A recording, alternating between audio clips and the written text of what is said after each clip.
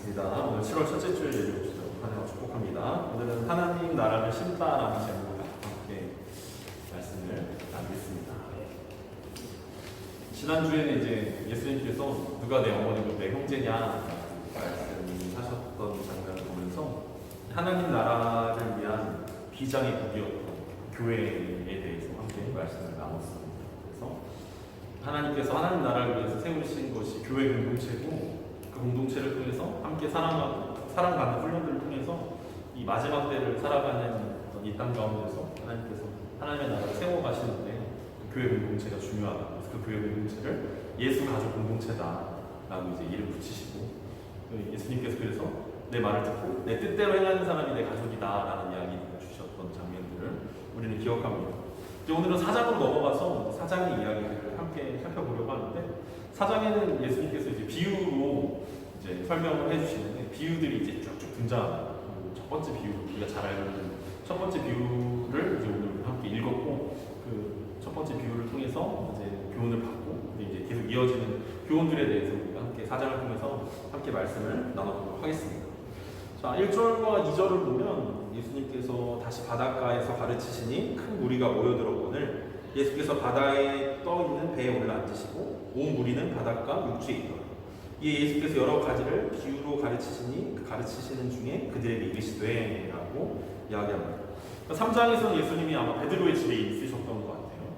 꽉 찬 그 사이 그 집 안에서 무리들을 가르치셨는데 그래서 지난주 말씀에서 예수님의 가족들은 밖에 있었고 예수님의 말씀을 사모하는 사람들은 안에 있었다. 안과 밖에 이야기를 했었는데 아마 더 많은 사람들이 모여들어서 집이 좀 불편하셨던 건지 아니면 또 바닷가에 가실 일이 있으셨던 건지 모르겠지만 오늘 1절에 보니까 예수님께서 바닷가에서 가르치셨다라고 이야기하는데 오늘 마가가 처음으로 여기서 큰 무리들이 모였다라고 이야기합니다. 예수님을 향한 어떤 대적들이 많아지면 많아질수록 또 예수님을 쫓는 무리들도 점점 더 많아지고 있다라는 이야기들을 하고 있습니다. 그래서 예수님이 너무 사람들이 많이 모여서 이제 바닷가에 떠 있는 배에 올라앉으시고 무리들은 바닷가 육지에 있었다라고 이야기하고 있습니다. 물론 예수님이 잘했기 때문에 사람들이 많이 모였기도 했겠지만 사실은 옆에 있는 제자들의 역할들이 그래도 중요합니다. 그렇죠.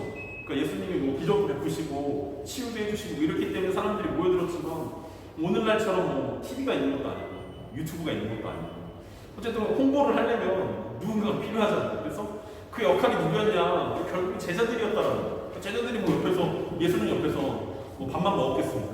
예수님 김치찌개입니다. 이런 얘기 했겠습니까? 아니 예수님 옆에서 물론 뭐 밥도 같이 먹었지만 예수님 지나다니면 사람들한테 얘기해야 될 거예요. 혹시 예수님 얘기 들어봤어요? 혹시 예수님에 대해서 들어봤어요? 라고 물어봤겠죠. 들어봤다고. 그럼 사람들이 얼굴을 모를 거 아니에요, 예수님 얼굴.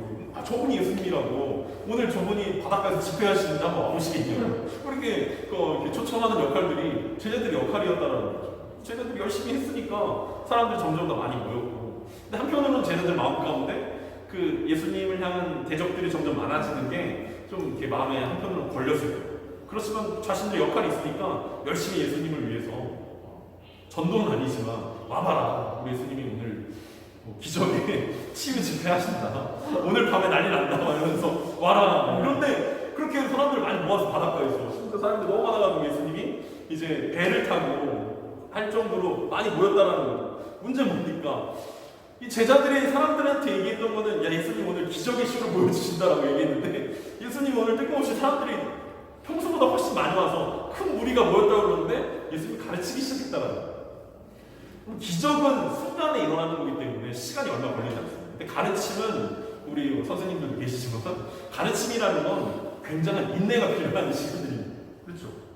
그러니까 뭔가 보여주는 거, 뭔가 기적을 보여주고 예수님께서 치유해 주시면 모든 사람들이 한번 보고 와 그렇구나 하고 막 열광하고 환호하고 이렇게 끝나는 아름다운 모습이어야 되는데 그 많은 사람들이 모였는데 예수님께서 갑자기 자 이제 내가 설교를 할 거야. 자리에 앉으세요. 자 설교를 하겠습니다. 그러니까 가르침을 받는다는 것은 지루한 일이죠. 인내심을 많이 요하는 일이에요. 연구해야죠. 곱씹어봐야죠. 저 말이 맞는지 생각해봐야죠. 예수님 무슨 의도로 얘기했는가라는 것들을 생각하는 제자들의 마음이 살짝 낙심했어요. 기껏 사람들 많이 모아놨더니 예수님 갑자기 왜 안 하시던 가르침을 이렇게 길게 또 이렇게 하시는 느낌. 하시려면 뭐라도 좀 보여주시고 하시지. 뭐 아무것도 없이 갑자기 그냥 가르치시니까 쟤네들의 마음이 살짝 상하고 있는 때라는 거죠. 근데 이전에 보니까 여러 가지를 비유로 가르치셨다라고 이야기합니다. 그러니까 그냥 가르치시는 것도 어려운데 이제는 또 비유를 하셨어요. 그러니까 비유라는 거는 아는 사람한테는 쉬운 얘기인데 모르는 사람한테는 수수께끼 같은 이야기죠. 그 구약 성경의 그 사사기에 보면 삼손이 결혼식장에서 이제 성질내가 수수께끼 내고 가잖아요. 맞춰봐라 그러는데 여러분 그 수수께끼 맞출 수 있습니까? 절대 못 맞춰요. 블레스 사람들도 그걸 도대체 어떻게 맞추라고 한 문제인가? 라고 생각할 정도로 수수께끼라는 건 못 맞추게 하려고 만드는 거잖아요. 맞추라고 만드는 게 아니라. 예수님의 이 비유도 쉬운 얘기인 것 같으면서 굉장히 어려운 얘기였다는 거죠. 도대체 무슨 얘기를 하려고 지금 이런 말씀을 하시는 거지? 갑자기 씨 뿌리는 게 왜 하는 거지? 그러니까 졸다가 들은 사람은 그래서 어쨌대? 막 이런 얘기할 거야. 근데 왜? 야, 근데 예수님 농부래? 막 이런 얘기할 거야. 예수님 농사 짓는데? 아, 우리 풍년 났대? 막 그래서 그 복시 어떻게 했대? 팔았대? 막 이런 얘기 했겠죠. 막 이해 못한 사람들은 그래서 뭐 어떡하라는 거? 우리 뭐 씨뿌리라는 거야? 막 이런 막 엉뚱한 소리 막 하고 있었을 텐데 예수님 비유를 가르치셨다는 거야. 근데 그 비유의 앞에 뭐라고 해요? 여러 가지를 비유 가르치셨다는 거야. 여러 가지. 예수님 뭘 가르치셨어요? 여러 가지라는 도대체 뭘 가르치셨어요? 예수님은 뭘 잘하시는 거예요? 뭐 예수님 목수니까 뭐 나무 자르는 거 이런 거 제가 여러분들에게 1분 안에 가르쳐드리겠습니다. 이러면서 뭐 이런 걸 가르치진 않았겠죠. 결국 여러 가지에 해당하는 게 뭐냐라고 했을 때 결국 사장에서 이어지는 예수님의 비유들이라는 거예요. 그리고 그 비유들의 핵심은 뭐냐면 바로 하나님 나라라는 거죠. 그러니까 우리가 잘 알고 있는 비유지만 사실은 이 비유를 해석한다라고 했을 때 굉장히 어려운 작업들을 가져야 됩니다. 해석이라는 것은 굉장히 어렵다고. 그러니까 실제로 예수님이 말씀하셨어요. 그러니까 예수님이 말씀하실 때 같이 있던 사람들에게 이 씨 뿌리는 비유는 무슨 의미였겠냐? 1차적으로 우리 그걸 해석해야 되죠. 그 다음에 이제 시간이 몇십 년이 지났어요. 마가가 이 마가복음을 받는 수신자들을 생각하면서 이 글을 썼는데 그 첫 번째 수신자들에게는 무슨 의미였겠냐? 그걸 우리가 생각해 봐야 되는 거죠. 그럼 오늘 이제 우리가 그럼 오늘의 우리에게는 이 말씀이 무슨 의미냐 생각해 봐야 됩니다. 그러니까 비유라는 거는 쉬우면서 굉장히 어려운 이야기라는 거죠. 그래서 학자들마다 굉장히 그 의견이 분분합니다. 비유는 하나의 의미를 가지고 있다. 단 하나의 의미다라고 생각하는 사람도 있고 아니다 여러 가지 의미가 담겨져 있다라고 생각하는데 둘 다 장단점이 있어요. 하나의 의미만을 찾는다면 우리는 예수님께서 우리 가운데 말씀하신 그 의미들을 찾아가면 되는데 문제는 거기 나오는 요소들이 너무 많다 보니까 곁길로 셀 수 있는 확률들이 있다는 여러 의미들을 하면 근데 하나만 생각하면 그걸 곁길로 세진 않지만 너무 딱딱해진다는 거죠. 나랑 무슨 상관이야? 라고 생각할 수 있기 때문에 하나로 해석할 거냐 여러 가지로 해석할 거냐에 따라 굉장히 다양한 문제들이 나온다는 거죠. 그래서 3절부터 우리가 잘 알고 있는 이 비유들이 나옵니다. 3절부터 8절까지가 오늘 비유에 대한 설명들인데 잘 아는 내용이니까 읽지 않고 넘어갈게요. 우리가 많이 들어봤던 내용이잖아요. 제일 유명한 비유예요. 왜냐하면 예수님께서 비유를 시작하시면서 제일 처음 했던 비유가 바로 씨 뿌리는 자의 비유라고 이야기하는 이 비유입니다. 그래서 예수님이 한 30가지 비유들을 얘기하셨거든요. 공강복음에서. 그 중에 첫 번째 비유가 바로 이 비유라는 거예요. 이걸 해석해야 나머지 비유들이 해석이 잘 되는 내용들입니다. 근데 이 비유 하면 여러분 어떤 설교가 생각납니까? 어떤 묵상이 생각이 납니까? 어떤 적용이 생각이 납니까? 하지만 이 비유를 해석할 때 우리는 땅에 초점을 많이 맞춰서 생각을 합니다. 그래서 네 가지 땅이 나오잖아요. 어떤 땅이 나와요? 네, 길가가 나오고 돌밭이 나오고 가시밭이 나오고 그 다음에 좋은 땅이 나오고 그래서 흔히 우리가 이 설교하면 기억나는 게 우리 마음 마치고 그래서 우리가 좋은 땅이 돼야지라고 이제 해석을 하고 이제 적용을 했던 것들이 기억이 날 것입니다. 이제 그건 왜 하냐면 이제 다음 주에 우리가 예수님이 해석하실 때 그렇게 본문을 그렇게 해석하셨기 때문에 그렇게 해석해 주셨기 때문에 이제 우리가 그쪽으로 많이 해석을 하긴 하는데 문제는 뭐냐면 우리의 마음을 바치라고 생각한다면 결국 그 마음 밭을 바꿀 수 있냐 그러면 우리가 열심히 하면 바꿀 수 있는 거냐 난 원래 돌짝밭이었는데 열심히 해서 좋은 땅이 될 수 있는 거냐 뭐 이렇게 생각해버리면 결국엔 구원이 사람의 노력으로 가능하다라는 결론에 이르기 때문에 이게 좀 해석이 좋긴 한데 쉽고 좋긴 한데 조금 어렵다라는 거. 우리가 그대로 받아들이기가 좀 어렵다라는 거. 오늘 우리가 말씀을 나누는 건 이 비유의 내용에 대해서 나누진 않고, 왜냐면 그 다음 주에 우리가 다시 나누게 될 거니까. 근데 이 비유를 어떻게 해석할 거냐에 우리가 초점을 맞춰서 생각해야 된다. 그래서 앞에서 얘기했던 것처럼 여러 가지를 비유로 얘기하셨으니까 그 여러 가지가 하나님의 나라라면 우리가 하나님 나라의 관점에서 이 비유들을 어떻게 해석하는 것이 옳을 것인가 라고 우리는 생각해 봐야 할 것입니다. 하나님께서 하나님 나라의 관점으로 오늘 이 말씀들을 우리가 해석하려고 한다면 과연 우리는 어디에 초점을 맞춰야 될 것인가. 그래서 주로 우리가 이것들 해석할 때 앞에서 얘기했던 것처럼 땅에 초점을 맞춰서 해석하는 경우들이 있고, 아니면 씨앗에 초점을 맞춰서 해석하는 경우들이 있는데, 오늘 우리가 주목해야 되는 것은 땅이나 씨가 아니라 우리 한번 사람에 한번 초점을 맞춰보자. 그게 어디냐면 3절이고, 3절에 어떤 사람이 등장합니다. 들으라, 씨를 뿌리는 자가 뿌리러 나가서 라고 이야기하고 있습니다. 그러니까 예수님께서 사역을 시작하실 때 우리가 기억하고 있는 것처럼 마가복음 1장 14절에서 15절에서 하나님의 나라가 회개하는 하나님의 나라가 가까이 왔다라고 하나님 나라의 복음을 선포하셨는데, 그 하나님 나라의 복음의 관점에서 오늘 씨 뿌리는 자의 비유를 우리가 어떻게 해석해 봐야 할 것이냐가 우리 가운데 중요한 포인트라고 이야기할 수 있습니다. 그래서 우리가 하나님 나라를 계속해서 마가복음을 읽어가면서 하나님 나라의 관점으로 읽어가보자라는 게 이제 우리의 포인트 아니었습니까? 왜냐하면 같은 내용을 마태도 썼고 누가도 썼어요. 근데 관점이 다르기 때문에 내용이 달라요. 그러니까 예를 들면 오늘 마가복음에서 30배, 60배, 100배의 열매를 맺었다고 하는데 마태복음에서는 100배, 60배, 30배의 열매를 맺었다고 하고 누가복음에서는 그냥 100배 열매를 맺었다라고만 이야기합니다. 그러니까 어떤 관점에서 보느냐에 따라 표현하는 방식이 많이 다르다라는 거죠. 그렇기 때문에 우리는 오늘은 마가의 관점에서, 하나님 나라의 관점에서 오늘 이것이 무슨 의미냐를 우리가 함께 살펴봤으면 좋겠습니다. 결국은 이 씨를 뿌리러 나간 사람에게 초점을 맞춘다면 오늘 예수님의 의도가 뭐였을까를 한번 생각해보자. 앞에서 시작했을 때 무슨 얘기했습니까? 제자들이 사람들 많이 모았다는 거예요. 그래서 사람들 큰 무리가 모였죠. 근데 예수님이 가르치셨죠. 이 가르치시면서 하는 얘기가 뭐예요? 이 중에 돌짝밭 있다. 이 중에 가시나무밭 있다. 이 중에 길가 있다. 이렇게 얘기하시는 거예요. 점점 사람들 많이 모아놨는데 예수님께서 하신 얘기는, 야, 내가 설교하지만, 내가 말씀을 전하지만 여기 돌짝밭 있어. 여기 가시나무 있어. 제자들이 무슨 얘기를 하는 겁니까? 이제 니네가 나가서 설교를 할 건데, 이제 니네가 나가서 복음을 전할 건데, 니네 진짜 만난다. 돌짝밭 만난다. 가시나무 만난다. 니네 길가 밥 만난다. 낙심하지 마라. 실망하지 마라. 어디에 갈까? 그러면서 예수님께서 이 말씀을 하시는 거예요.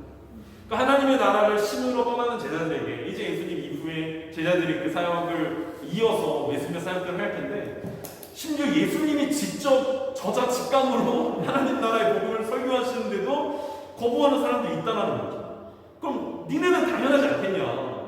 그리고 이 마가복음을 받고 있는 첫 번째 수신자였던 로마 교회의 초대교회의 박해를 받고 있는 성도들에게, 야, 예수님도 박해 받으셨어. 예수님도 고난 받으셨고, 예수님이 복음을 전할 때도 사람들 무시하고 사람들 외면했어. 걱정하지 마. 실패하는 거 두려워해서는 안 돼. 왜냐하면 언젠가 30배, 60배, 100배 열매들이 언젠가 나오게 되었으니까 라고 얘기해 주는 것입니다. 그래서 재밌는 것은 마가가 이렇게 표현하잖아요. 세 번의 실패가, 씨를 뿌리는데 세 번의 실패가 나와요. 어떤 실패가 있습니까? 돌짝밭에 실패가 있고, 길가밭에 실패가 있고, 가시나무에 실패가 있어요. 근데 세 번의 성공이 있죠. 30배의 성공이 있고, 60배의 성공이 있고, 100배의 성공이 있다는 거죠. 그래서 그 실패를 두려워하고 있는, 낙심에 빠진 제자들과 초대교회 성도들을 향해서 낙심할 필요가 없다라는 이야기를 합니다. 예수님의 비유는 늘 일상생활에서 있는 일이에요. 지금 예수님 바닷가 있잖아요. 바닷가 있는데 아마 이렇게 얘기했습니다. 무리들이 이제 바닷가에서 바다를 보고 이제 설교를 듣고 있잖아요. 예수님 쪽으로 보고 있는데, 자, 한번 뒤를 한번 돌아보십시오 라고 얘기했어요. 뒤로 한번 돌아봤더니 저기 언덕에 사람들이 농사를 짓고 있을 거야. 농사를 짓고 있는 농부들의 모습들을 보여주시면서 아마 얘기했을 것입니다. 그러니까 이스라엘은 평야지대가 있었지만 사실 이스라엘은 대부분 산지였기 때문에 계단식 농업을 했다라는 거예요. 계단식 농업 어떻게 하는지 알고 그 산간지대 가면 이렇게 돼 있잖아요. 그러니까 비가 오면 어떻게 돼요? 비가 오면 위에서부터 흙이 다 쏟아져 내리는 거예요. 그러니까 맨 위에 쪽에 있는 건 흙이 없어. 돌짝밭이 되는 거예요.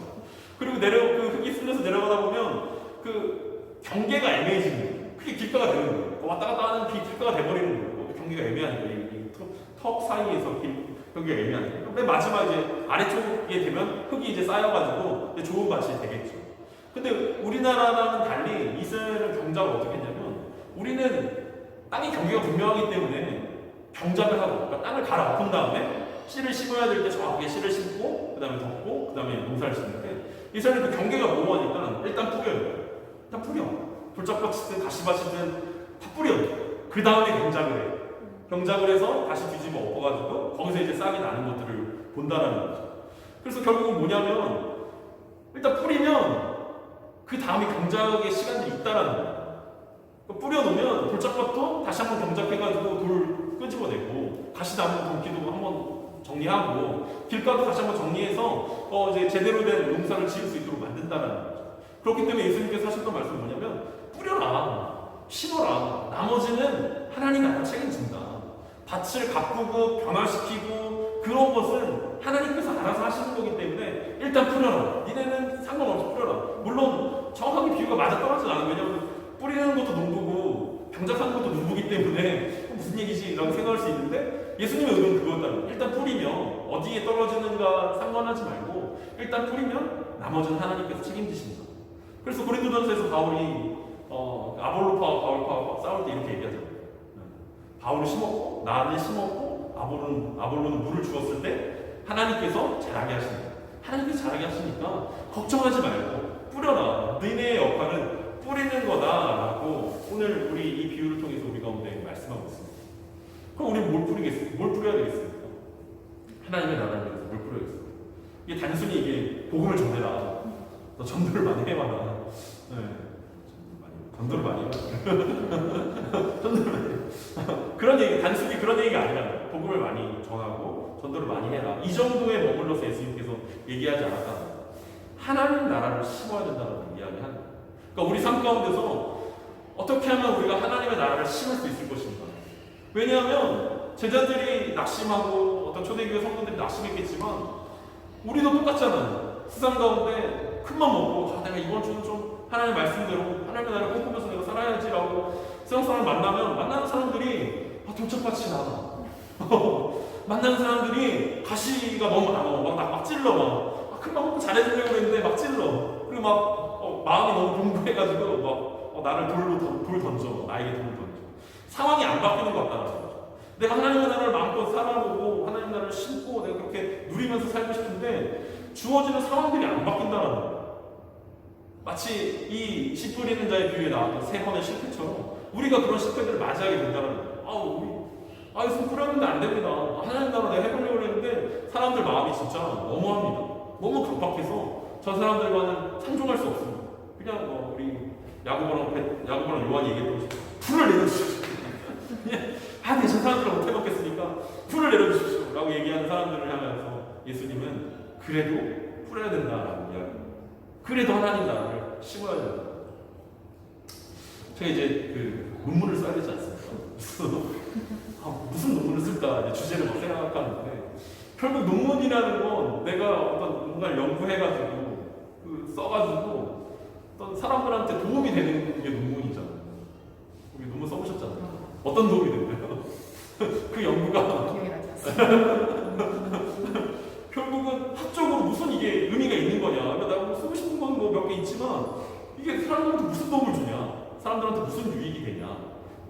이게 어떤 연구의 어떤 업적이 뭔가 좋냐라고 생각했을 때 섣불리 쓰는 게 쉽지 않다라는 생각들을 하면서 포기할까?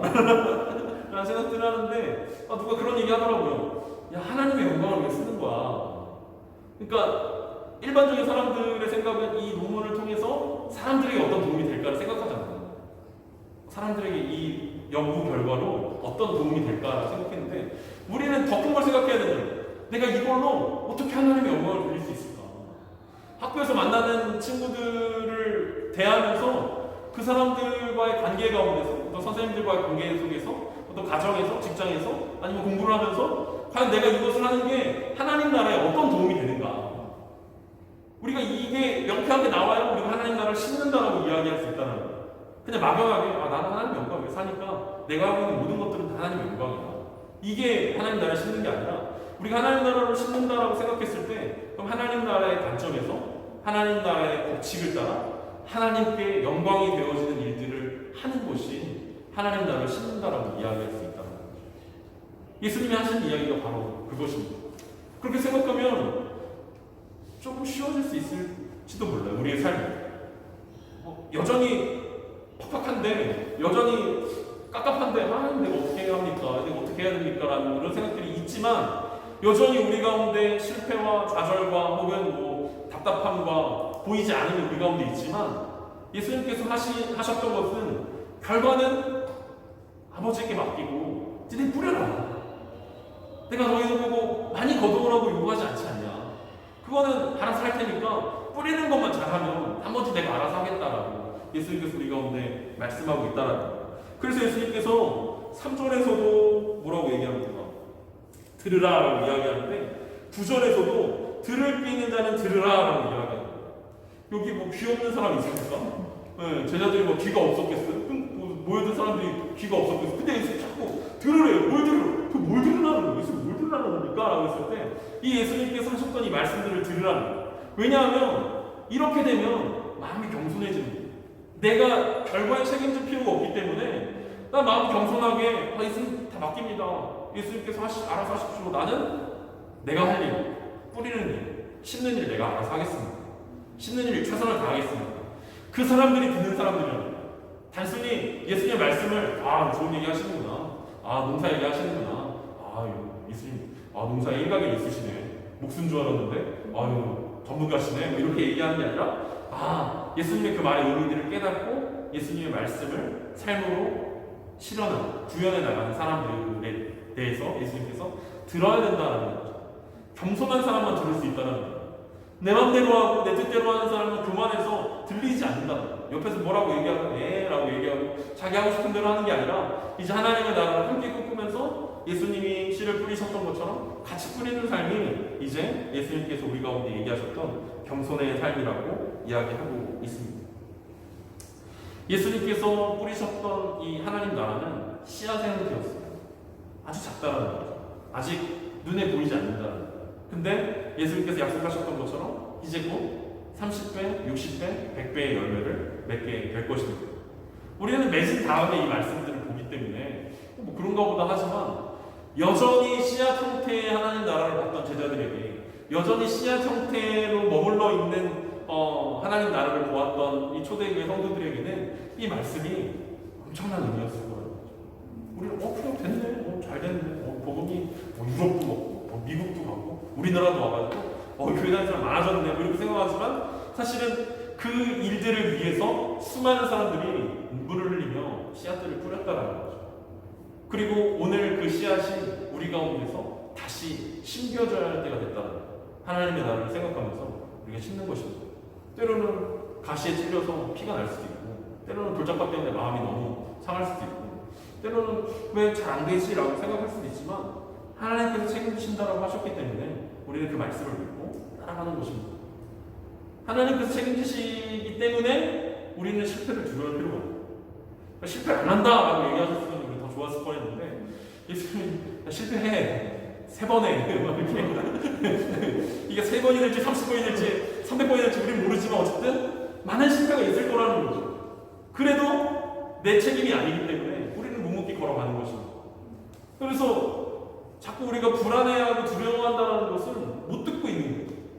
듣는 사람은 겸손하기 때문에 하나님의 책임이라고 생각하고 최선을 다하면 되는데 내가 책임지려고 하기 때문에 내가 선택했고 내가 결정했고 내가 책임을 진다라고 생각했기 때문에 내가 책임지려고 하다 보면 더 두려워지는 거죠. 더 못 나가는 거죠. 더 선택하고 더 결정하는 게 더 어려워지는 거죠. 더 머뭇거려지게 되는 거죠. 선택을 유보하고 점점 뒤로 미루는 거죠. 어쩌면 우리가 그런 실패를 두려워하고 있는 모습이 우리의 모습은 아닌가 라는 생각들을 합니다. 내가 하려고 하기 때문에. 근데 잘 들었으면 예수의 말씀을 잘 들었으면 네가 하는 거 아니야. 너 그냥 씨만 뿌리고 가. 나머지 내가 알아서 할게 라고 이야기하시는 그 예수님의 음성을 우리가 함께 들어봐야 할 것입니다. 결국 우리는 말씀에서처럼 하나님의 나라가 흥원하게 된다는 것들을 잘 알고 있습니다. 그래서 우리 실패를 두려워하지 않고 심으면 될 것입니다. 우리가 하는 일상과 가정에서 우리는 어떻게 하면 하나님 나라를 심을 것인가를 고민하는 저와 여러분 됐으면 좋겠습니다. 고린도전서 15장 58절에서 바울이 우리 가운데 이렇게 이야기합니다. 그러므로 내 사랑하는 형제들아 견실하며 흔들리지 말고 항상 주의 일에 더욱 힘쓰는 자들이 되라. 이는 너희 수고가 주 안에서 헛되지 않는 줄 알미라 라고 이야기하고 있어요. 우리의 수고가 주 안에서는 헛되지 않다는 거예요. 세상적으로 봤을 때는 헛될 수 있어요. 에휴 이상한 건 에휴 시간 낭비하네 뭐 어쨌든 에휴 바보 같네. 주 안에서는 세상적으로는 헛될 수 있어. 하지만 하나님께서 말씀하셨던 것은 주 안에서는 절대 이것들이 헛되지 않다라는 거예요. 왜냐하면 그래서 이 말씀을 보면서 우리가 늘 또 그 밭이 돼가지고 아 나 다시 밭인데 아 나 돌짝밭인데 막 이러면서 또 우리 마음을 돌아보고 또 불안해하고 어떻게 해야지? 어떻게 하면 내가 좋은 밭 되지? 이런 거 생각하고 있으면 결국 이 말씀들을 우리가 놓치는 거라는 거죠. 하나님 나라의 관점에서 예수님 분명하게 우리를 이미 동역자라고 생각하고 계시다라는 거예요. 밭으로 보고 있는 게 아니라 막 예수님 12명 불러놓고 예 돌짝밭 3명 여기 3명 계시면 야 니네 좀 좋은 밭 좀 돼야지 막 훈련 좀 해야겠다 이렇게 얘기하시는 게 아니라 이미 쟤네들을 바라보면서 나와 함께 씨를 뿌리는 자들 동역자들 그리고 여기 모여있는 무리들 중에서도 예수님과 특별히 함께하기 원했던 그 사람들이 다 예수님의 동역자들이었다는 거예요. 하나님 나라의 꿈을 함께 꾸고 있는 동역자들이었기 때문에 그들에게 그 하나님의 나라를 맡기면서 얘기하신 거라는 거예요. 같이 심자. 결과는 어떻게 될지 모르지만 같이 심다 보면 하나님의 나라가 이 땅 가운데 임한다. 그것이 예수님이 꿈꾸셨던 꿈이었고 이 비유를 이 하나님 나라의 비유를 이해해야만 나머지 비유들을 이해할 수 있다라고 우리 가운데 말씀하고 있습니다. 이제 뭐 이어지는 밭에 대한 내용들 예수님이 어떻게 이 말씀을 해석했는지는 다음 주에 우리가 같이 말씀을 나눌 것입니다. 그건 이제 다음 주에 우리 같이 묵상하면 되는 거고 오늘 우리가 고민해봐야 되는 것은 내가 예수 그리스도의 동역자로서 나는 이 한 주를 살아가면서 어떻게 심을 것인가? 하나님 나라를 어떻게 심을 것인가? 내 삶을 통해서 단순히 돈을 많이 벌고 행복하고 기뻐서 하나님께 영광을 돌린다 이게 아니라 나의 어떤 돈을 버는 목적, 어떤 살아가는 목적이 하나님 때문이다. 하나님 나라를 위한 것이고 하나님의 나라를 심어가는 역할이다라는 것들을 생각하면서 우리가 하나님 나라를 함께 세워가는 저와 여러분 됐으면 좋겠습니다. 그래서 같이 열심히 심고 다음 주에 우리가 실패한 영업들을 심었는데 돌짝밭을 만들었습니다. 심었는데 가시밭이었습니다. 괜찮습니다. 혹은 우리 가운데 30배 열매가 맺혔습니다. 또 60배 열매가 맺혔습니다. 100배 열매가 맺혔습니다. 라고 고백할 수 있는 그날이 오면 더 좋겠지만 그렇지 않다 하더라도 두려워하지 말고 우리가 주님의 말씀에 순종하면서 함께 심는 저와 여러분 됐으면 좋겠습니다.